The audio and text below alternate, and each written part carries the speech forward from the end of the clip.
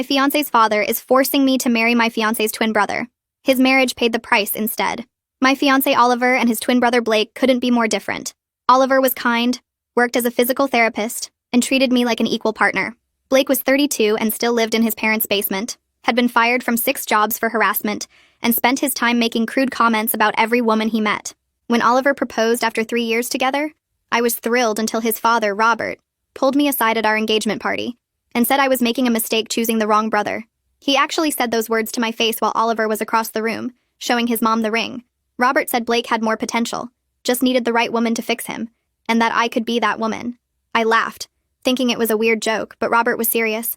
He said Oliver was too soft, too boring, that Blake had the real personality in the family.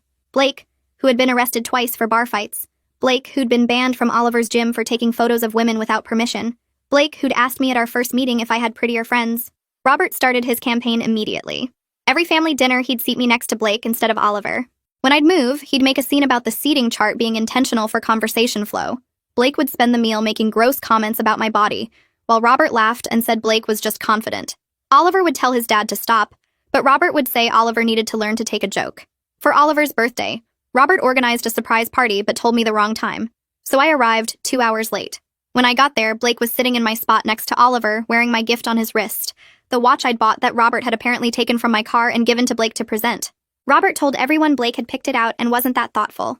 Oliver knew immediately something was wrong, but Robert had already taken photos for the family album. The worst was when Robert invited me to lunch to discuss wedding planning. I arrived at the restaurant to find Blake there instead, wearing a suit and cologne that made my eyes water. Robert had told Blake this was a date I'd agreed to. Blake tried to kiss me, and I shoved him so hard he fell into a plant. Robert showed up an hour later, claiming traffic, and acted shocked that Blake had misunderstood the situation. But I'd seen his car in the parking lot the whole time. He'd been watching from across the street. Robert started telling family members that I seemed conflicted about which brother to marry. Oliver's aunt called him concerned because Robert said I'd been spending time with Blake.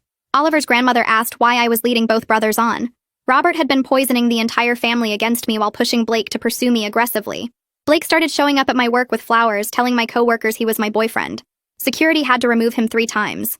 Robert called my boss to apologize for the misunderstanding and said Blake was just confused about which twin I was marrying. My boss asked me if I was really marrying into this insane family. Oliver confronted Robert, but he denied everything. Said Blake was acting on his own feelings, and couldn't help that he'd fallen for me. He said maybe it was a sign I'd chosen wrong. He actually suggested Oliver should step aside for his brother's happiness. Oliver told him to go to hell, and Robert said that proved Oliver didn't really love me if he wouldn't consider what was best for everyone. 2 weeks before the wedding, Robert made his biggest move. He called our venue and changed the groom's name on all the paperwork to Blake. He contacted the officiant and said there'd been a mix-up with the twins' names. He even reprinted programs with Blake's name. He planned to create enough confusion on the wedding day that I'd somehow accidentally marry Blake. He didn't know I'd put passwords on all our vendor accounts after the birthday watch incident. Everyone called me immediately about the changes.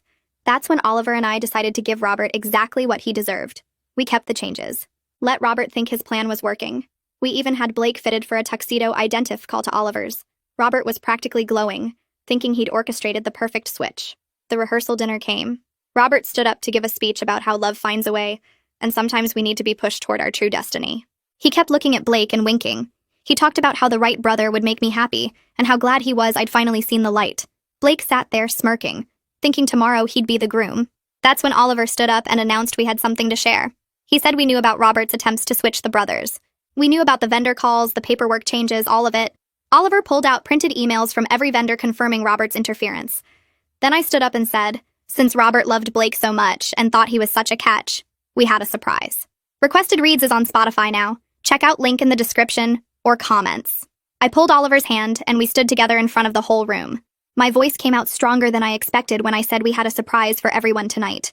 Robert sat there with this satisfied smirk on his face, probably thinking I was about to announce I'd realized Blake was the better choice. Blake leaned back in his chair, looking smug and confident. I took a breath and said that since Robert loved Blake so much and thought he was such a prize, we'd arranged something special. Blake would be getting married tomorrow after all, just not to me. We'd hired someone to play his perfect match, and she'd be arriving any minute to sweep him off his feet using the same manipulation tactics Robert had used on me for the past year. The room went dead silent. You could have heard a pin drop on the carpet. Robert's face changed colors, going from smug to confused to pale white in about 3 seconds. His mouth opened, but nothing came out. Blake still looked confused, his brain clearly not catching up to what I just said. He glanced between me and Robert like he was waiting for someone to explain the joke. Oliver squeezed my hand so hard I felt my bones shift, and then he pulled out this thick folder from under his chair. His hands shook a little as he opened it, but his voice stayed calm and steady. He started reading out loud from the first email, the one from our venue coordinator asking to confirm the name change from Oliver to Blake. Then he read from the florist, who'd received a call from someone claiming to be the groom saying there'd been a mix-up with the twin brothers' names. Then the caterer, then the photographer, then the DJ. Every single vendor we'd hired had received calls from Robert trying to switch the groom's name. Oliver's voice got a little rougher as he read the email from the officiant, where Robert had actually said there'd been a terrible mistake and his son Blake was the real groom, not Oliver. Some people at the table started whispering to each other. A few gasped. Robert finally found his voice and stood up, his chair scraping loud against the floor. He held up his hands and said this was all a misunderstanding, that Oliver was taking things out of context. He said he'd just been trying to help coordinate the wedding and got confused about some details. Gareth stood up from his table near the back. He's Oliver's best friend since college, and he'd been in on our plan from the start. He held up his phone and said he had something everyone needed to hear. He pressed play and Robert's voice came through the speaker. Clear as day. The message was from 3 weeks ago. Robert's voice said that Gareth needed to talk some sense into Oliver, about stepping aside for his brother's happiness. He said Blake had real feelings for me, and Oliver was being selfish by not considering what was best for everyone. He actually said that Blake deserved a chance at love, and Oliver should be the bigger person and let me go. The recording played for the whole room to hear. When it ended, people started talking all at once. Some were shocked, some were angry, some looked disgusted. Oliver's grandmother put her hand over her mouth. His uncle shook his head. Blake finally seemed to understand what was happening. His face went red and he jumped up so fast his chair fell backward. A wine glass on his table tipped over and shattered on the floor, red wine spreading across the white tablecloth like blood.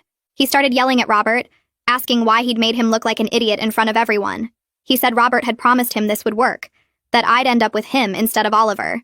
He completely missed the point that his own behavior, all the stalking and harassment and showing up at my work, was the real problem.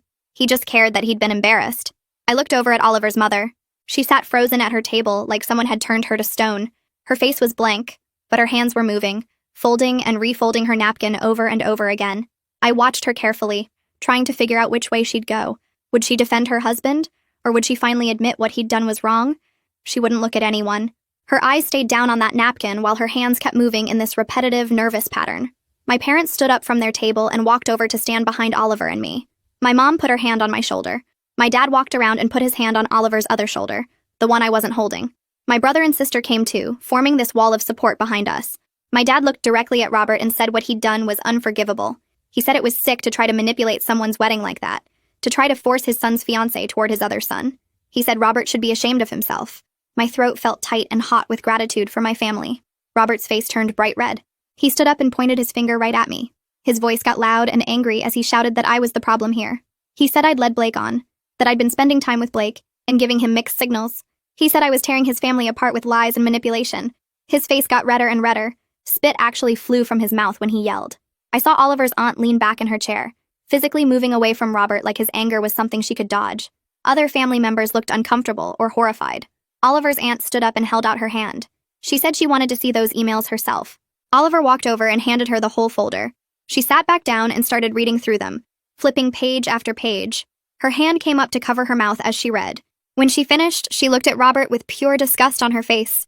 She said she was ashamed to be related to him. She said what he'd done was disturbing and cruel, and that she couldn't believe he'd tried something so manipulative. The room dissolved into chaos. People started arguing with each other. Some of Robert's friends and his brother said we were overreacting, that family problems should stay private. Others demanded to know how Robert could do something so messed up to his own son. Voices got louder. Someone's aunt started crying. Oliver's cousin yelled at Robert's brother for defending him. Oliver took my hand and we started walking toward the exit. My family and Gareth followed us. Behind us, Robert's voice rose above the others, still trying to justify what he'd done, still claiming he just wanted what was best for everyone. We walked out of that restaurant and left him there, still talking, still making excuses, still refusing to admit what he'd really done. Back at our apartment that night, Oliver collapsed onto the couch and put his face in his hands. His shoulders started shaking, and I realized he was crying. Not just crying, but sobbing in a way that scared me because I'd never seen him like this. I sat down next to him and put my arm around his back. He leaned into me, and the sounds coming out of him were raw and broken. He kept saying he couldn't believe his own father would do something like that. He said he knew Robert was difficult, but he never thought his dad would actually try to manipulate someone into marrying the wrong person. I held him tighter and let him cry. He talked about memories from childhood, how Robert used to compare him and Blake constantly, how Robert always made Oliver feel like he wasn't good enough, wasn't tough enough, wasn't the right kind of man. Oliver said he thought things had gotten better when he moved out and started his career. He thought his dad had finally accepted him for who he was. But tonight proved that Robert had never changed. He'd just been waiting for the right opportunity to prove that Blake was the better son. Oliver's voice cracked when he said that. I told him Robert was wrong. I told him he was kind and good, and that's why I chose him. I said his father's opinion didn't matter because we knew the truth. Oliver nodded, but kept crying. He said it still hurt. He said even though he knew Robert was manipulative and cruel, some part of him had hoped his dad would be happy for him, that his dad would support his marriage and be proud of him. Instead, Robert had spent months trying to sabotage everything. Oliver said he felt like he'd lost his father tonight, even though he knew that version of his father probably never existed in the first place. We sat there for over an hour while Oliver cried and talked and processed everything. Around midnight, his phone started buzzing constantly. At first, we ignored it, but it kept going and going. Oliver finally picked it up, and his face went pale as he scrolled through the messages. He showed me the screen. There were texts from his aunt saying she was proud of us for standing up to Robert, messages from 2 cousins saying they had no idea Robert was that bad, and they supported us completely. But there were also angry messages from Robert's brother calling us disrespectful, messages from some older relatives saying we should have handled this privately instead of embarrassing the family. And then there were the messages from Robert himself. The first few were all caps rage. He called Oliver an ungrateful son. He said we'd destroyed the family. He said we'd regret humiliating him in front of everyone. Then the messages shifted to guilt trips. Robert said he'd only wanted what was best for everyone. He said he couldn't believe his own son would turn against him like this. He said Oliver had broken his heart. The messages went back and forth between fury and self-pity. Oliver scrolled through them all with this numb expression on his face. Then he got to a message from his mother. All it said was, "Why did you have to humiliate your father publicly?" Not asking if Oliver was okay, not acknowledging what Robert had done, just asking why we had to embarrass Robert in front of the family. Oliver stared at that message for a long time. Then he turned his phone off and set it face down on the coffee table. He said he couldn't deal with any more tonight. The next morning, I woke up with my stomach in knots. It was our wedding day, but instead of feeling excited, I felt anxious and scared. I kept thinking about Robert and Blake and what they might try to do. Oliver was already awake, sitting on the edge of the bed with his phone in his hands. He'd turned it back on and was reading through more messages that had come in overnight. He looked exhausted. I asked if he was okay, and he gave me a weak smile and said he would be. He said today we were getting married no matter what Robert tried. My phone rang and I saw it was Jaden. I answered and she immediately started talking in her efficient wedding planner voice. She said she'd arrived at the venue early and positioned security at all the entrances. She had photos of both Robert and Blake and had given strict instructions not to let either of them in under any circumstances. She said the venue staff was aware of the situation and everyone was on high alert. I felt some of the tension leave my shoulders. I thanked her and she said not to worry, that she had everything under control. Oliver reached over and squeezed my hand after I hung up. I went to my parents' house to get ready, and the moment I walked in, Maxine was there checking her phone. She looked up and said she'd already called all our vendors to confirm the passwords were still active and secure. She said she'd appointed herself head of security for the day and was taking it very seriously. Every few minutes her phone would buzz and she'd check it immediately, looking for any alerts from the venue. She had this intense focus that would have been funny if I wasn't so grateful for it. My mom came downstairs and hugged me. She helped me start getting ready, and while she was doing my hair, she told me she was proud of how I'd handled everything with Robert. She said standing up to bullies was always the right choice, even when it was hard. She said some people would criticize us for making a scene, but that we'd done what we needed to do to protect ourselves. Her words steadied me, and I'd been worried that people would think we were wrong for exposing Robert so publicly. But my mom reminded me that Robert was the one who'd done wrong, not us. We were just refusing to let him get away with it. My phone buzzed with a text from Oliver. It was a photo of him in his tuxedo standing next to Gareth. Both of them were smiling, but I could see the tension around Oliver's eyes. The message below the photo said, "No matter what happens today, I'm grateful we're facing it together as partners." I sent back a heart emoji and a message saying I loved him. My hands were shaking a little as I typed. Maxine noticed and came over to check on me. I showed her Oliver's text and she smiled and said we were going to get through this day and then we'd be married and Robert would just be a bad memory. I wanted to believe her, but I couldn't shake the feeling that something else was going to go wrong. Jaden called again about an hour later. Her voice was tight when she told me Robert had tried to enter the venue. He'd shown up claiming he had a right to see his son get married. Security had turned him away per our instructions, but he'd made a huge scene in the parking lot. He'd yelled and threatened to call the police himself. Jaden said she'd already filed a report with local police just in case he came back. She said he'd finally left, but she was keeping extra security posted at all entrances. My stomach dropped.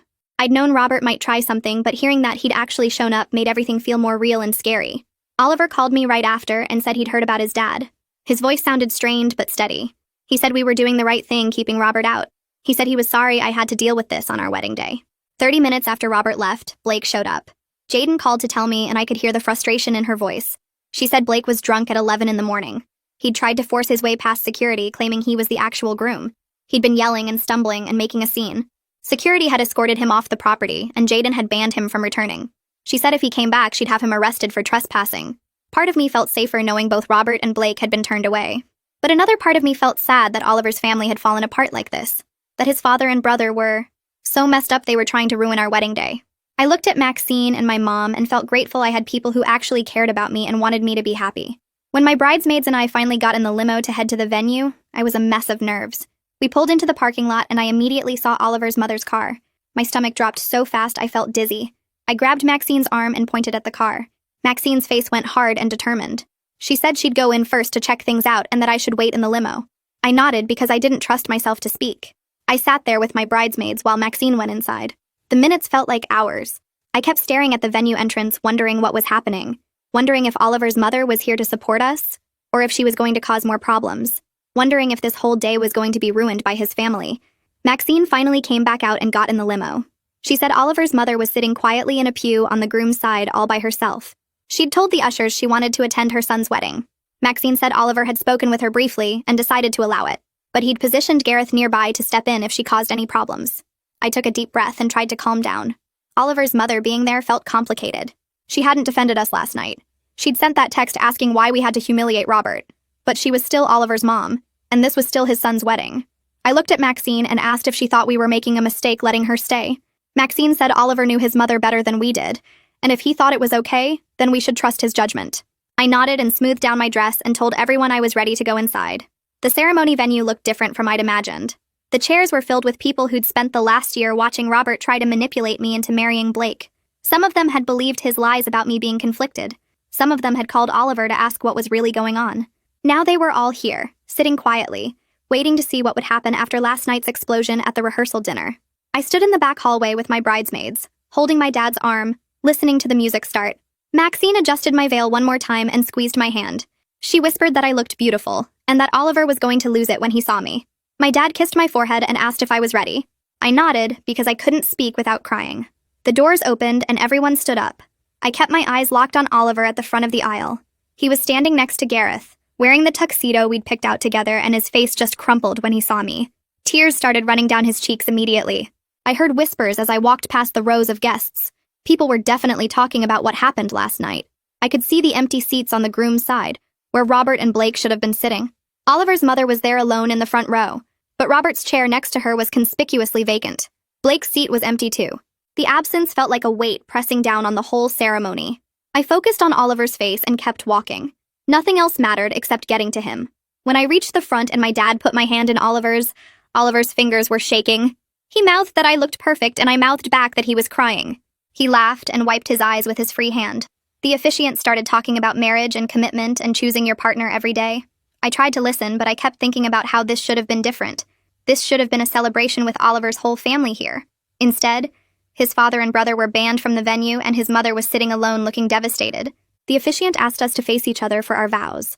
Oliver held both my hands and started speaking about how I made him braver, how I taught him to stand up for what was right even when it was hard. His voice cracked a little when he said he was grateful I chose him and kept choosing him despite everything. I heard someone crying loudly and glanced over at the guests. Oliver's mother had tears streaming down her face. Her shoulders were shaking and she was pressing a tissue to her eyes. I couldn't tell if she was crying because she was happy for Oliver or because her family had fallen apart. Maybe both. The complicated mess of emotions on her face reflected everything we were dealing with. This wasn't a simple happy ending. This was us getting married while Oliver's family imploded around us. I said my vows about partnership and respect and building a life based on honesty. I promised to always tell Oliver the truth and to never let anyone manipulate our relationship. Several people in the audience shifted in their seats at that line. Everyone knew what I was referring to. The officiant pronounced us husband and wife. Oliver kissed me and the guests started clapping. The applause sounded muted and restrained compared to what I'd imagined our wedding would be like. People were clapping, but the energy felt heavy and subdued. The shadow of last night's confrontation was hanging over everything. We walked back down the aisle together as husband and wife. I saw Oliver's aunt dabbing her eyes and smiling at us. I saw Oliver's cousin giving us a thumbs up. I also saw 3 empty chairs where other relatives had apparently decided not to come after what happened at the rehearsal dinner. The family division was already visible. The reception hall was decorated exactly how we'd planned. White flowers everywhere, candles on every table, soft music playing. It should have felt magical, but instead it felt tense. Oliver and I stood by the entrance greeting guests as they came in. Several of Oliver's relatives approached us immediately. His aunt hugged us both and said she was ashamed of Robert's behavior. She said what he did was sick and wrong, and she supported us completely. Oliver's cousin apologized for not speaking up sooner about the weird things Robert had been saying. He said he should have called Oliver months ago when Robert started talking about me being confused about which brother to marry. 3 more relatives came over to express similar sentiments. They were sorry. They supported us. They thought Robert's manipulation was disturbing, but other relatives avoided us entirely. Oliver's uncle walked past us without making eye contact and went straight to the bar. 2 of Robert's friends left immediately after the ceremony without even coming to the reception. Oliver's grandmother sat at a far table and wouldn't look at us. The family division was painfully obvious in who approached us and who didn't, who sat where and who talked to whom. Oliver kept his arm around my waist the whole time, but I could feel the tension in his body. We sat down for dinner, and I watched Oliver's mother across the room. She was sitting alone at a table, picking at her food, not talking to anyone. She looked small and sad and lost. Halfway through the meal, she stood up and walked over to our table. My stomach clenched. Oliver stood up when she approached. She asked if she could talk to him privately for a minute. Oliver looked at me and I nodded. They walked a few feet away and I watched them talk. Oliver's mother was crying again. She kept touching Oliver's arm and he kept nodding. They talked for maybe 5 minutes before Oliver hugged her. When he came back to the table, he told me she apologized. She said she was sorry for not defending him sooner. She said she knew Robert's behavior toward me was wrong, but she didn't want to believe her husband was capable of that level of manipulation. She said she should have protected Oliver from his father's toxicity. Oliver's voice was quiet when he told me this. He said her apology felt genuine but incomplete. She didn't acknowledge her own role in enabling Robert. She didn't admit that she'd sent him that text last night asking why we had to humiliate Robert. She was sorry, but she was still making excuses. I squeezed Oliver's hand under the table. My dad stood up to give his toast. He talked about how proud he was of me and how much he liked Oliver. He said the most important thing in a marriage was choosing a partner who respects your boundaries and builds you up rather than tears you down. He said manipulation and control have no place in real love. Several people glanced at Oliver's mother when he said that. She stared down at her plate and didn't look up. My dad raised his glass and everyone drank. The toast was perfect but also pointed. Everyone knew what he was really talking about. Gareth stood up next for his best man speech. He started with a funny story about Oliver in college. Something about Oliver staying up all night to help a classmate study for an exam, even though Oliver had his own exam the next morning. He talked about how Oliver was the most genuinely kind person he'd ever met, how Oliver treated everyone with respect and dignity, how Oliver had always been the brother who saw people as equals rather than objects to control. The contrast with Blake wasn't subtle at all. Gareth never said Blake's name, but everyone understood. Several guests shifted uncomfortably in their seats. Oliver's mother wiped her eyes again.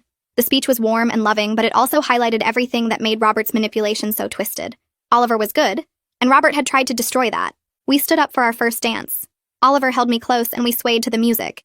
He whispered that he was grieving. He said this should have been a celebration with his whole family, but instead, half of them weren't speaking to us. He said he felt sad about the family gathering we'd never have. But he also said he felt free. Free from his father's toxic influence.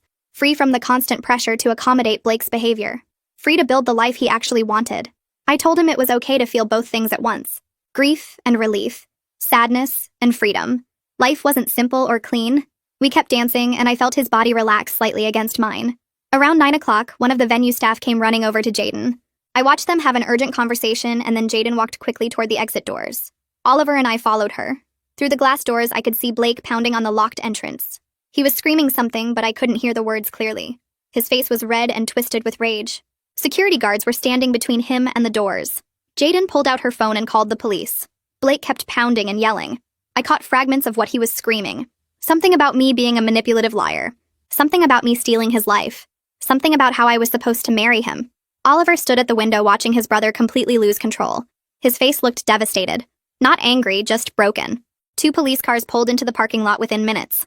Officers got out and approached Blake. He tried to push past them toward the doors. They grabbed his arms and he started fighting them. It took 3 officers to get him into handcuffs. They walked him to one of the police cars and put him in the back seat. Blake was still screaming through the car window. Oliver watched the whole thing happen. He didn't say anything, just stood there with his hand pressed against the glass.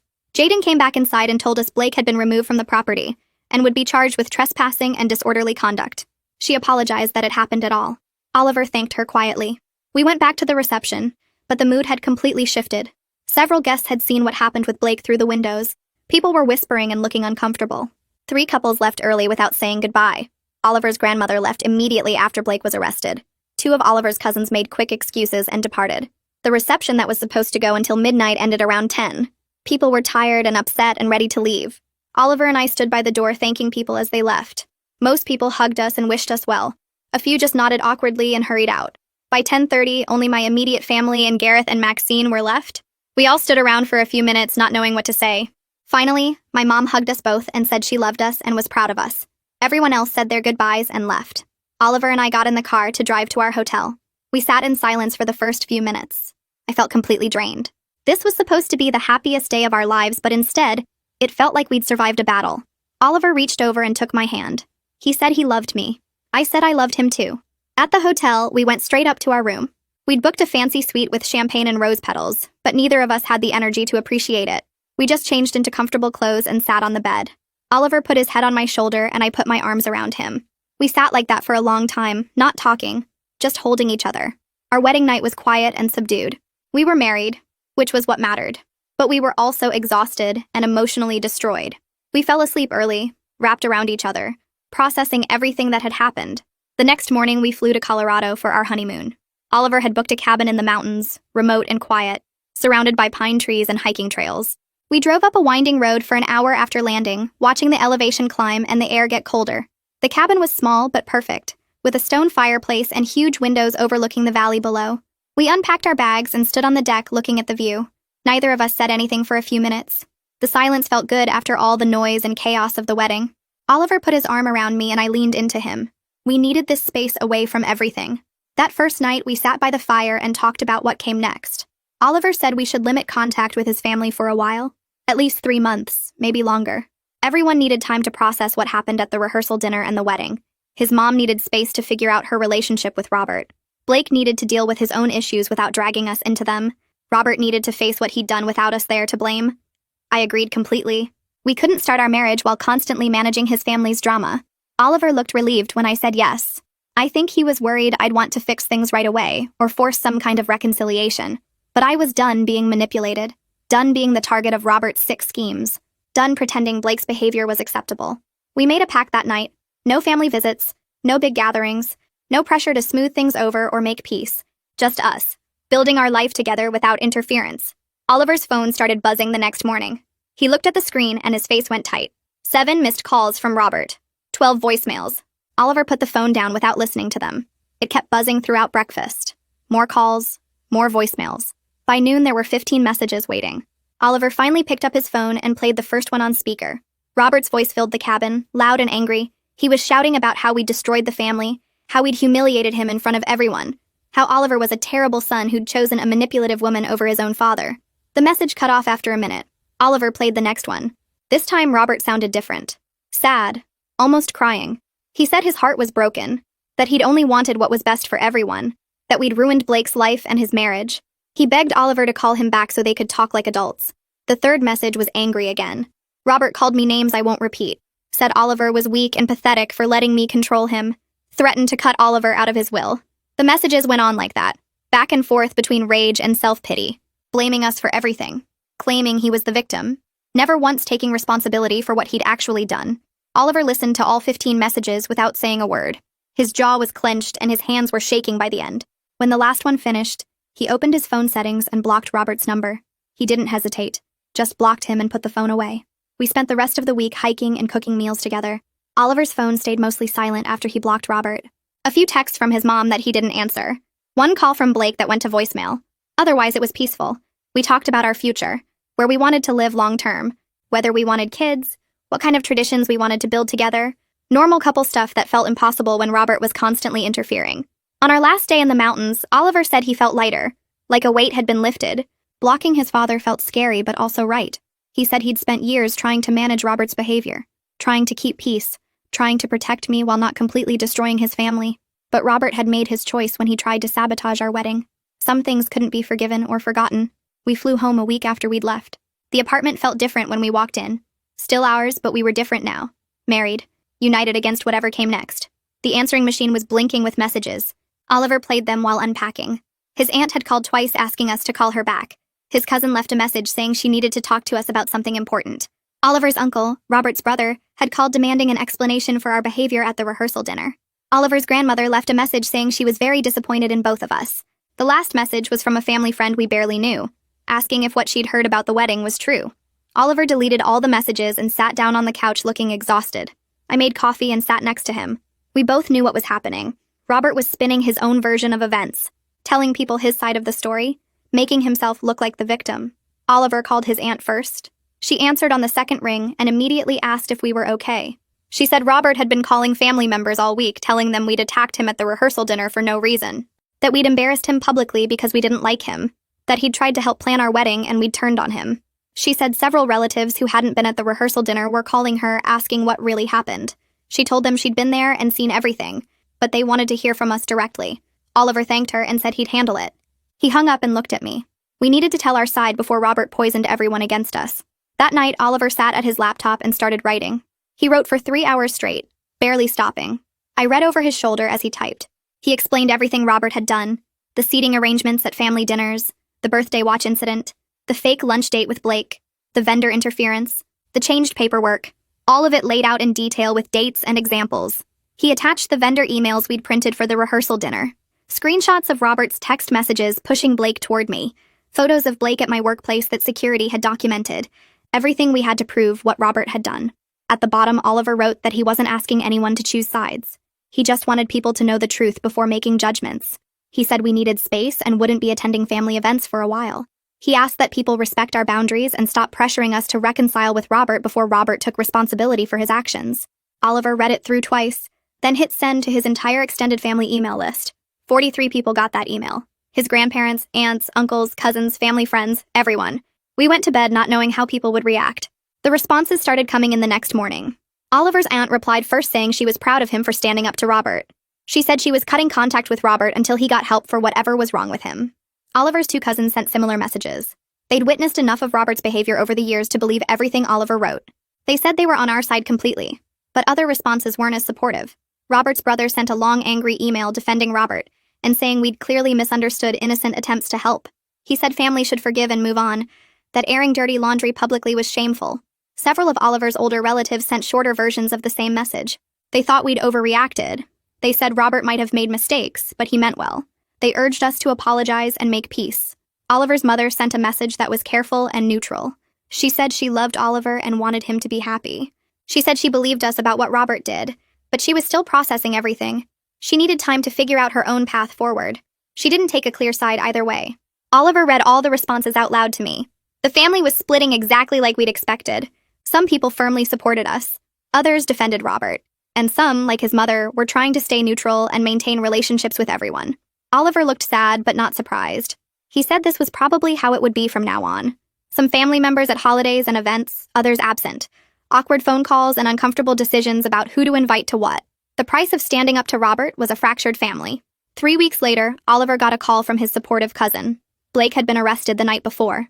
Drunk and disorderly conduct at a bar downtown. The police report said he'd been ranting about his brother stealing his fiancée. He'd gotten into a fight with another patron who told him to shut up. Blake had shoved the guy into a table and security called the cops. Oliver listened to his cousin explain what happened. His face looked tired and sad. He thanked her for telling him and hung up. He sat quietly for a minute, then told me about Blake's arrest. I asked how he felt about it. Oliver said he felt sad, but not surprised. Blake's life had been on this path for years. The arrest was just another step in the same direction. He said part of him wanted to help Blake, but he knew that would just enable more bad behavior. Blake needed to face consequences for once instead of having family bail him out. I was dealing with my own stuff. The year of manipulation and boundary violations had messed me up more than I wanted to admit. I kept having dreams about Robert watching me from parking lots, about Blake showing up at my work, about the restaurant where Blake tried to kiss me. I'd wake up anxious and it would take hours to shake the feeling. I finally made an appointment with a therapist, a woman named Dr. Smith who specialized in family trauma. I went to my first session not sure what to say. She asked me to describe what happened and I started talking. Once I started, I couldn't stop. I told her everything. The engagement party, the seating charts, the birthday watch, the vendor interference, the rehearsal dinner confrontation. All of it came pouring out. Dr. Smith listened without interrupting. When I finished, she was quiet for a moment. Then she said what Robert did was psychological abuse. He deliberately tried to destabilize my sense of reality. make me doubt myself, isolate me from Oliver. Hearing her name it so clearly made something click in my brain. I wasn't crazy for being so affected by what happened. It was actual abuse, intentional and calculated. Dr. Smith said my anxiety and dreams were normal responses to sustained manipulation. We'd work on processing what happened and rebuilding my sense of safety. She asked if Oliver would be willing to come to some sessions together. I said I'd ask him. Oliver agreed immediately when I brought it up. He said he wanted to work on building our life together separate from his toxic family. We started going to couples counseling with Dr. Smith every other week. She helped us talk about what family meant to us now, what boundaries we needed, how to support each other when his family tried to push back against those boundaries. Dr. Smith said we got to define family for ourselves.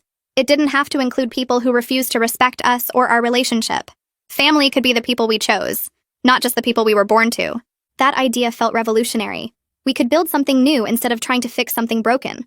4 months after the wedding, I got a Facebook message request from Robert. I almost deleted it without reading, but something made me open it.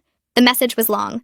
Robert wrote that Oliver had always been jealous of Blake, that Blake was more confident and successful and Oliver couldn't handle it. He said Oliver had manipulated me into believing lies about his innocent attempts to help Blake find love. He claimed everything that happened was Oliver's fault for being insecure and vindictive. He said I seemed like a smart woman and he hoped I'd see through Oliver's manipulation before it was too late. I read the whole thing feeling cold. Robert still didn't get it. Still blamed everyone but himself. Still thought he could manipulate me even after everything that happened. I took screenshots of the entire message, sent them to Oliver with a note saying his father tried to contact me. Then I blocked Robert without responding. Oliver looked at the screenshots and shook his head. He said Robert would never change, never take responsibility, never admit what he'd done was wrong. We'd made the right choice, cutting contact. A week later, Oliver's mother called. She wanted to invite us to Thanksgiving dinner at her house, 4 months after the wedding. Oliver put the phone on speaker so I could hear. His mother said she missed him. She wanted to see us and spend time together as a family. She promised it would just be her and us. No Robert, no Blake, just a quiet dinner. Oliver asked if she was still in contact with Robert. His mother hesitated, then said yes. They were still married, still living together. She said their relationship was complicated, but she wasn't ready to leave. Oliver's face fell. He asked if Robert would know we were coming to Thanksgiving. His mother said she wouldn't tell him, but she couldn't promise he wouldn't find out somehow. Oliver thanked her and said he needed to talk to me before deciding. He'd call her back. We hung up and sat in silence for a long time. This was the impossible decision we'd been dreading. If we went to Thanksgiving with Oliver's mother, were we accepting her continued relationship with Robert? Were we saying it was okay that she stayed with him after everything he'd done? But if we didn't go, we'd be cutting off Oliver's mother completely. She was trying to maintain some relationship with us. She'd apologized, even if it wasn't perfect. She was in a hard position, too. Oliver said he didn't know what to do. He wanted to see his mother, but he didn't want to reward her for staying with Robert. He didn't want to sit at Thanksgiving dinner knowing she'd go home to the man who'd tried to destroy our relationship. I said I'd support whatever he decided. This was his mother, his family, his choice. We talked about it for hours that night. The pros and cons. The boundaries we'd need if we went. The message we'd send either way. We went back and forth, neither of us sure what the right answer was. The decision felt impossible. In the end, Oliver and I decided not to go to his mother's house for Thanksgiving. The decision took us 3 days of talking it through, weighing what we owed her against what we owed ourselves. Oliver called her back and told her we appreciated the invitation, but we needed more time. His voice shook when he said it. I could hear his mother crying through the phone even though it wasn't on speaker. She said she understood, but asked if Oliver could at least call her on Thanksgiving Day. He promised he would. We spent the holiday at my parents' house instead, surrounded by my siblings and their kids, eating too much pie and watching football. It felt right being there with people who had never tried to manipulate us or push us towards something we didn't want. But it also felt sad knowing Oliver's mother was probably sitting alone in her house while Robert did whatever Robert was doing. Oliver excused himself around 3 in the afternoon and went outside to make the call. I watched him through the kitchen window, pacing back and forth on the driveway with the phone pressed to his ear. He was out there for almost 40 minutes. When he came back and his eyes were red and he went straight to the bathroom, I found him sitting on the edge of the tub with his head in his hands. He told me his mother had cried the whole time, saying she missed him and wished things were different. She said she understood why we were staying away, but it didn't make the loneliness any easier. Oliver had tried to explain that we needed boundaries to protect ourselves, that her choice to stay with Robert made it impossible for us to be around her right now. She had said she knew that, said it wasn't fair to ask us to come back until she figured out what she was doing with her marriage. Then she had thanked him for calling and told him she loved him. Oliver sat there on the bathroom floor and cried for his mother, for the family that used to exist before everything fell apart. 3 weeks later, right before Christmas, Oliver's mother called again. This time, her voice sounded different, more stressed. She said Blake had lost another job. His 7th firing in 2 years, and this one was from a warehouse where he'd been working night shifts. The manager said Blake had shown up drunk twice in 1 week, and they couldn't keep him on. Oliver's mother asked if Oliver could help Blake find work since he was so good at helping people, since he had connections through his physical therapy practice. I watched Oliver's face harden as she talked. He put the phone on speaker so I could hear. She was going through a list of Blake's skills, trying to make him sound employable, but everything she said just highlighted the problem. Blake was good with his hands when he showed up on time. Blake could lift heavy things when he wasn't hungover. Blake worked well with others when he controlled his temper. Oliver let her finish before he responded. He told her gently, but firmly, that Blake's employment problems came from Blake's behavior, not from a lack of opportunities. He said helping Blake find another job would just enable him to keep making the same mistakes without facing consequences. He said the kindest thing anyone could do for Blake right now was to let him experience the natural results of his choices, instead of constantly rescuing him. Oliver's mother went quiet for a long time. Then she said she was just trying to help her son, that she didn't know what else to do. Oliver told her he understood, but that he couldn't be part of the rescue cycle anymore. After he hung up, he looked exhausted. He said he felt guilty, but he knew he'd done the right thing. I held his hand and told him that setting boundaries with family was one of the hardest things a person could do. We hosted a small party at our house for New Year's Eve. Just close friends and my family, maybe 20 people total. I spent the afternoon cooking while Oliver set up the living room with chairs and a folding table for drinks. Maxine arrived early to help me finish the food, and we worked together in the kitchen, chopping vegetables and mixing dips. My parents came with my 2 brothers and their families. The kids ran around the house playing tag while the adults talked and laughed. Gareth showed up with his girlfriend and a bottle of champagne. Everyone was relaxed and happy, no tension, no watching over shoulders for someone to cause problems. Around 11:30, we all gathered in the living room to watch the countdown on TV. I looked around at the faces of people who genuinely cared about us, who supported us without trying to control us, or push us toward something we didn't want. This was the first major holiday celebration in months where I felt completely safe. No wondering if Robert would show up and make a scene. No Blake trying to insert himself where he wasn't wanted. No careful navigation of family politics and Robert's manipulation. Just people we loved, celebrating together. When midnight came and everyone cheered, Oliver kissed me and whispered that this felt like starting fresh. We were building our own traditions separate from his family's chaos. We got to decide what family meant to us now. In January, Oliver's aunt called with news about Robert. She said he'd been asked to step down from his position on a community board that organized local charity events. Apparently, several board members had heard about what happened at our wedding through the family network. They'd approached Robert privately and suggested he resign rather than forcing them to remove him. Robert had tried to defend himself, claiming we'd blown everything out of proportion, but too many people knew the truth. The aunt said Robert was furious about it, calling everyone traitors and saying the whole town was against him. But the reality was that his manipulation campaign had social consequences beyond just family relationships. People in the community who respected Oliver and knew his character had started questioning Robert's judgment and integrity. The aunt said she'd heard through another friend that Robert had also been quietly removed from a volunteer position at his church. Nothing official or public, just a phone call suggesting he take a break from leadership roles. Oliver listened to all of this with a complicated expression. Part of him was satisfied that Robert was facing real consequences. Part of him felt sad that his father's reputation was crumbling. I reminded him that Robert had done this to himself, that these were the natural results of his choices. The same concept Oliver had explained to his mother about Blake. 2 weeks later, Oliver's mother called crying. Blake had been arrested for his second DUI. He'd crashed his car into a mailbox at 2 in the morning, not hurt, but definitely drunk. The judge had ordered substance abuse treatment as part of his sentence. Blake was going to a 30-day residential program starting the following week. Oliver's mother begged Oliver to visit Blake in rehab, to show family support during this difficult time. She said Blake needed to know people still cared about him, that he wasn't alone. Oliver took a deep breath before responding. He told his mother that Blake needed to face the consequences of his actions, without family members rushing in to make him feel better about it. He said true support meant letting Blake sit with the discomfort of what he'd done and make real changes, not just reassuring him that everything would be okay. He said he hoped the treatment program would help Blake, but that he wouldn't be visiting. His mother started crying harder, saying she didn't understand how Oliver could be so cold to his own brother. Oliver's voice stayed calm, but I could see his hands shaking. He said he wasn't being cold. He was being honest about what Blake needed, which was accountability, not rescue. After the call ended, Oliver sat on the couch staring at nothing for 20 minutes. A few days later, we met Oliver's mother for lunch at a restaurant halfway between our house and hers. We'd spent hours the night before establishing clear boundaries for this meeting. Oliver called her that morning to lay out the terms. We would meet once a month at a neutral location for lunch. We would not attend any events where Robert or Blake would be present. We would not discuss Robert or Blake during our visits unless his mother brought up something directly affecting her safety or well-being. If she tried to guilt us about them or push us to reconcile, we would end the visit immediately. Oliver's mother agreed through tears, saying limited contact was better than none, that she would respect whatever boundaries we needed. The lunch itself was tense at first.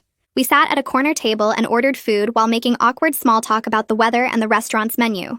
Oliver's mother kept twisting her napkin in her lap, clearly nervous. But slowly, the conversation found safer ground. She asked about my work and actually listened to my answer, instead of just waiting for her turn to talk. She asked Oliver about his physical therapy patients and seemed genuinely interested in the stories he shared. We made it through the entire meal without anyone mentioning Robert or Blake. As we were leaving, Oliver's mother hugged us both and thanked us for giving her this chance. In the parking lot afterward, Oliver said it was a start, just a small step. But trust would take much longer to rebuild. Our second monthly lunch in February went better than the first. Oliver's mother showed up with photos on her phone of a garden she was planning for spring. She talked about joining a book club with women from her neighborhood. She asked about our house and what projects we were working on. The conversation felt more natural, less like we were all walking on broken glass. She didn't try to bring up Robert or Blake even once. When we said goodbye, she told Oliver she was proud of him for building a good life. On the drive home, Oliver said he could see his mother trying to develop an identity separate from being Robert's wife and Blake's mother. He said it gave him hope that maybe eventually they could have a real relationship again. That same week, I got a promotion at work. My boss called me into her office and told me they were creating a new senior position and wanted me to fill it. More responsibility, better pay, a small team to manage. I'd been working toward this for 2 years, and it felt amazing to have it actually happen. I called Oliver from my car before driving home, and he answered on the first ring. I told him the news, and he shouted so loud I had to pull the phone away from my ear. That night, he surprised me with reservations at a nice restaurant downtown, just the two of us. We sat at a table by the window, and he toasted to my success with champagne. The simplicity of celebrating an achievement without family drama crashing in felt luxurious. No Robert showing up to make it about Blake, no complicated family dynamics to navigate, just Oliver being genuinely happy for me and us enjoying a quiet dinner together. He told me he was proud of me and that he loved seeing me succeed. We walked home afterward holding hands, talking about what we'd do with the extra money from my raise. In March, Oliver's cousin called with her own good news. She was engaged and planning a wedding for the following fall. She wanted to tell us personally before sending out save the dates. Then she said something that made both Oliver and I exhale in relief. She said Robert and Blake were not invited to her wedding, that she'd witnessed Robert's manipulation firsthand at our rehearsal dinner, and wanted no part of that toxicity at her celebration. She said she'd already told her parents, and they supported the decision. Oliver thanked her for being so clear about her boundaries, and told her we'd be honored to attend. After the call, we looked at each other, and Oliver said it felt good, knowing we weren't the only ones in the family willing to draw lines. His cousin's wedding would be a place where we could actually relax and celebrate without watching our backs. 2 weeks later, Oliver's mother called crying again.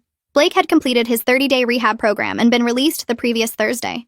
By Saturday, he'd relapsed, showing up drunk at her house asking for money. She'd refused, and he'd gotten angry, punching a hole in her kitchen wall before leaving. She said she didn't know what to do anymore, that the family was falling apart, and she felt helpless to stop it. Oliver listened to her cry for several minutes before speaking. His voice was compassionate but firm when he reminded her that Robert's manipulation and Blake's behavior had created this situation, not our decision to enforce boundaries. He said Blake's relapse was Blake's choice, and that she couldn't fix him or save him. He said the only person she could control was herself and the boundaries she chose to set. His mother asked what she was supposed to do if Blake showed up drunk again. Oliver told her to call the police if she felt unsafe, to protect herself first. She said she didn't know if she could do that to her own son. Oliver told her gently that letting Blake face legal consequences might be the thing that finally pushed him toward real change. After they hung up, Oliver looked drained. He said watching his family self-destruct was exhausting, even from a distance. I tried talking him through it that night, but he kept circling back to the same question about why his dad would do something so cruel. We went over it from every angle, and I didn't have good answers, except that Robert wanted control more than he wanted Oliver's happiness. That truth sat heavy between us as we finally fell asleep around 3 a.m. The next few weeks passed in a blur of wedding aftermath and family fallout management. Oliver's cousin sent her save-the-date card in mid-March with a handwritten note at the bottom saying she'd already told her parents that Robert and Blake weren't welcome at her celebration. She said she'd watched Robert manipulate everyone at our rehearsal dinner and refused to let that toxicity anywhere near her wedding day. Oliver read the note 3 times before showing it to me with tears in his eyes. He said it meant everything to know that someone else in his family saw the situation clearly and chose to protect their own boundaries. We marked the wedding date on our calendar for April, and Oliver admitted he was looking forward to attending a family event where he could actually relax instead of staying on guard the whole time. My promotion became official at the start of April, and came with a 15% raise that would make a real difference in our budget. Oliver took me to dinner at a small Italian place near our apartment to celebrate, and we spent the whole meal talking about what we'd do with the extra money. He suggested putting most of it toward a house down payment since we'd been saving for that goal anyway. The waiter brought us free dessert when Oliver mentioned we were celebrating my promotion, and we walked home holding hands in the spring air. Oliver told me he was proud of me and loved seeing me succeed at work. No drama crashed in to ruin the moment. No Robert showing up to make it about Blake somehow. No complicated family dynamics to navigate around a simple achievement. Just my husband being genuinely happy for me, and us enjoying a quiet celebration together. The simplicity felt luxurious after months of constant tension and manipulation. Oliver's cousin got married on a Saturday in late April at a garden venue about an hour from our place. We drove there together listening to music, and Oliver seemed lighter than I'd seen him in months. The ceremony was beautiful and simple, with the couple's closest friends and family gathered under flowering trees. During the reception, I watched Oliver dance with his aunt and his supportive cousins, without that tense watchfulness he'd carried at our own wedding. Nobody was plotting or scheming or trying to manipulate anyone. It was just people who genuinely cared about each other celebrating something happy. When Oliver and I danced together later, he pulled me close and said this was what our wedding should have felt like. I agreed, but also pointed out that we'd survived something really hard together and come out stronger on the other side. He kissed my forehead and said he was grateful for that perspective, even though he still mourned what we'd lost to his father's toxicity. We stayed until the end of the reception and drove home, tired but genuinely happy. Oliver said on the drive that he thought we'd both done a lot of healing in the 6 months since our wedding, and I could see the truth of that in how much more relaxed he seemed. Oliver's mother called him in early May with news that she'd filed for legal separation from Robert. Her voice shook on the phone as she explained that she couldn't keep living with someone who'd done what Robert did to their son. Oliver listened quietly and told her he was proud of her for protecting herself, even though he knew it was hard. After the call ended, he sat on our couch looking sad but also relieved. He said he'd been worried about his mother staying trapped with Robert forever, and that her decision to leave gave him hope she might actually start healing too. 2 weeks later, his aunt called with family gossip that Robert had already started dating someone new. Apparently, he'd met her at his gym and was already trying to control who she spent time with and where she went. Oliver's aunt said the new girlfriend seemed uncomfortable at a family gathering where Robert had shown up were uninvited. Oliver felt sad for this woman he'd never met who was walking into Robert's manipulation patterns without knowing what she was getting into. But he also felt relieved that his mother had gotten out before wasting more years on someone who would never change. Blake moved to another state in June to live with Robert's brother, who apparently offered him a place to stay and help finding work. Oliver's mother told us about it during one of our monthly lunches and seemed relieved that Blake would be far away getting a fresh start. Oliver nodded and said he hoped the distance would be good for Blake, but he also admitted to me later that he felt guilty about how relieved he was that his brother was gone. Our therapist reminded him during our next session that protecting himself from someone who'd caused harm didn't make him a bad person. She said Oliver had every right to feel relief about Blake being far away, even while hoping his brother eventually got help. Oliver cried during that session and said he'd spent so long trying to be a good brother that he'd forgotten he was allowed to prioritize his own safety and peace. I held his hand and told him I was proud of how much work he'd put into understanding himself better. Oliver's mother called again in mid-June, asking if we could meet for lunch because she had something important to tell us. We met her at a cafe near our apartment, and she looked nervous as she ordered tea. Then she told us she'd started therapy herself and had been working through her own role in enabling Robert's behavior for years. She apologized for not protecting Oliver from his father's toxicity, and for not standing up to Robert when she saw him manipulating me. Her apology was specific this time, instead of vague like before. She listed actual things she'd done wrong, like staying silent at family dinners when Robert seated me next to Blake, or not questioning Robert when he took my gift and gave it to Blake at Oliver's birthday party. She said her therapist was helping her understand how she'd chosen peace over protecting her children, and that she was deeply sorry for those choices. Oliver listened with tears running down his face and told her that her apology meant a lot, because it showed she understood what she'd actually done. I watched them hug across the table and felt cautiously hopeful that Oliver's mother was genuinely trying to change. We bought our first house in late June after months of searching for the right place. It was small with 2 bedrooms and a backyard where we could eventually put in a garden. The mortgage payment would stretch our budget, but we'd saved enough for a good down payment thanks to my raise. Oliver walked through every room during our final walkthrough with this huge smile on his face, talking about where we'd put furniture and how we'd paint the walls. We signed the papers on a Thursday afternoon and got the keys the same day. That night, we sat on the floor of our empty living room eating takeout and making plans for the space. Oliver said it felt good to be building something that was completely ours, without any family drama attached to it. We agreed not to tell Robert or Blake our new address, and Oliver's mother knew, but had proven over the past few months that she'd respect our privacy. Moving in took 2 weekends with help from my family and our close friends. By mid-July, we were mostly settled and starting to feel at home in our own space. We hosted a barbecue at our new house in August with my family and our closest friends, including Maxine and Gareth. Oliver manned the grill while I set up food on our back patio table. Maxine helped me carry drinks outside and told me how happy I seemed compared to a year ago. I realized she was right. The constant stress of Robert's manipulation had lifted, and Oliver and I were building the peaceful life we'd wanted all along. During dinner, Oliver stood up and tapped his glass to get everyone's attention. He said he wanted to thank everyone for supporting us through a really hard year, and that he was starting to feel more joy than grief about his family situation. He said he was learning to build the family he chose rather than mourning the one he couldn't have, and that shift felt important. Everyone raised their glasses, and my dad said he was proud of both of us for protecting our relationship and setting healthy boundaries. The evening felt easy and warm without any underlying tension or drama waiting to explode. Just people who cared about each other enjoying good food and company in our backyard. Oliver's aunt called in late August to report that Robert's new girlfriend had broken up with him after 3 months together. Apparently, Robert had tried to control who she spent time with, and she'd ended things immediately. Now, Robert was telling people she was crazy and unstable, which was exactly the pattern we'd seen him use before. Oliver's aunt said it would be funny how predictable Robert was if it wasn't so sad that he kept hurting people and never learned anything from it. Oliver agreed and said he hoped Robert would eventually face enough consequences to actually change, but he wasn't holding his breath. After the call, Oliver looked at me and said he was glad we'd gotten out when we did, because watching his father repeat the same toxic patterns from a distance was hard enough without being caught up in them directly. Our first anniversary arrived on a Tuesday in late August, and we both took the day off work to spend it together. Oliver surprised me by setting up our backyard with string lights and flowers early that morning. Maxine and Gareth arrived around noon, and the four of us spent the afternoon renewing our private vows to each other. We'd rewritten them to include promises about maintaining boundaries and choosing each other even when it was hard. Oliver's voice shook when he promised to keep protecting our relationship from outside manipulation and to trust me enough to face hard things together. I promised to keep communicating honestly with him and to never let anyone make me doubt what we'd built together. Maxine cried through the whole thing, and Gareth took photos on his phone. Afterward, we ate cake and told stories about the past year, including some of the absurd things Robert had tried that seemed almost funny now from a safe distance. The celebration felt private and meaningful in a way our actual wedding hadn't been able to be with all the family drama hanging over it. Oliver's mother joined us for a quiet anniversary dinner the next evening at a restaurant near our house. She brought a photo album she'd made of pictures from our wedding day carefully curated to include only the joyful moments without Robert or Blake in them. She'd chosen photos of Oliver and me laughing together and dancing and cutting the cake with genuine smiles on our faces. She said she wanted us to have memories of the happy parts of that day, without the painful parts intruding.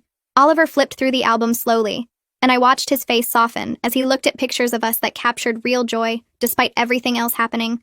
He thanked his mother and told her the album meant a lot because it showed she understood what we'd lost, and was trying to help us reclaim some happiness from that day. His mother reached across the table to squeeze both our hands and said she was proud of us for building something strong together. The dinner felt peaceful, and I left feeling grateful that Oliver's mother was genuinely trying to repair their relationship. Oliver's mother called again in September, sounding nervous about something she needed to tell us. She said Blake had gotten engaged to someone he met in rehab, and she wanted us to hear it from her instead of through family gossip. Oliver stayed quiet for a long moment before telling her he wished Blake well, and hoped he'd genuinely changed. His mother asked if we'd want to attend the wedding whenever it happened, and Oliver gently said no, but that he hoped Blake found happiness. After hanging up, Oliver looked at me and said he meant what he told his mother about wishing Blake well. He said he hoped his brother had actually done the work to become a better person, but that he had no plans to put himself back in Blake's orbit to find out. I told him that was a healthy boundary, and that he could wish someone well from a distance, without owing them his presence or energy. I spent 3 days planning the menu and cleaning our house until Oliver made me stop because I was scrubbing the same counter for the 4th time. Thanksgiving morning arrived, and I arranged plates on our dining table while checking the turkey every 15 minutes, even though it had hours left to cook. My mom arrived first with 3 pies and immediately started helping in the kitchen without being asked. My dad and siblings showed up next carrying side dishes and wine, filling our small house with noise and laughter that made my chest feel warm. Oliver's mother came alone, holding a homemade stuffing casserole and looking nervous until my mom hugged her and pulled her into the kitchen. Oliver's aunt arrived with his 2 supportive cousins, the ones who'd cut contact with Robert after reading Oliver's email, and they brought flowers for the table. We squeezed 13 people around a table meant for 8, passing dishes and talking over each other in the best possible way. Nobody mentioned Robert or Blake, even though their absence hung in the air like smoke you could almost see. Oliver's mother laughed at my dad's terrible jokes, and his aunt told embarrassing stories about Oliver as a kid that made him turn red. My sister asked Oliver's cousin about her new job, and they talked for 20 minutes about nothing important. This was what family was supposed to feel like, I realized while watching everyone eat and smile. Safe and warm and uncomplicated. After dinner, we played board games in the living room, and Oliver's mother beat everyone at trivia, cackling when she got the final question right. Later that night, after everyone left, Oliver and I cleaned dishes together in comfortable silence. He told me this was the first Thanksgiving in years where he didn't feel tense waiting for his father to start something. December came fast with early darkness and cold rain that made me want to stay inside under blankets. Oliver and I decorated our house with lights and a small tree, creating traditions that belonged only to us. One evening while we hung ornaments, Oliver stopped and looked at me with this serious expression that made my stomach flip. He said the whole nightmare with his father had been horrible, but it taught him something crucial about prioritizing our partnership over family obligation. He explained that growing up he'd always tried to keep peace and make everyone happy, but watching Robert manipulate me showed him that sometimes you have to choose your spouse over your parents.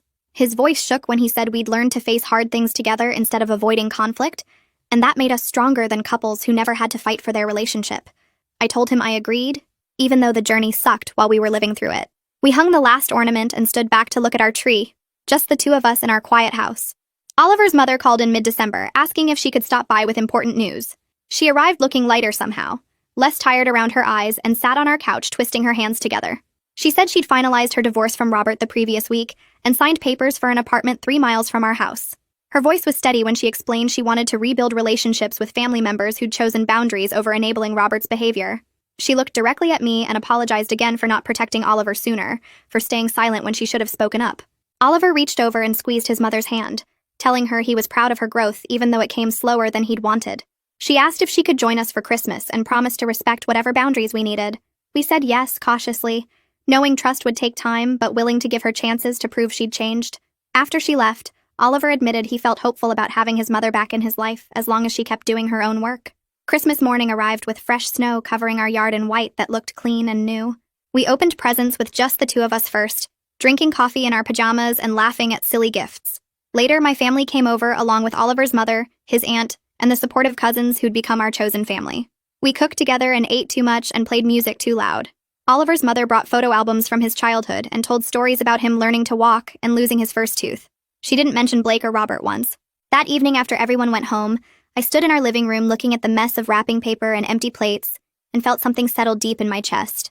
We'd gotten exactly what we wanted when we started this journey, a marriage built on honesty and respect and genuine partnership. Robert's manipulation had failed completely because we chose each other and refused to accept anything less than real love. The path had been harder than I'd expected on that day Oliver proposed 3 years ago, but standing in our home surrounded by evidence of the family we'd built, I knew we were happier and stronger for having fought for what we deserved.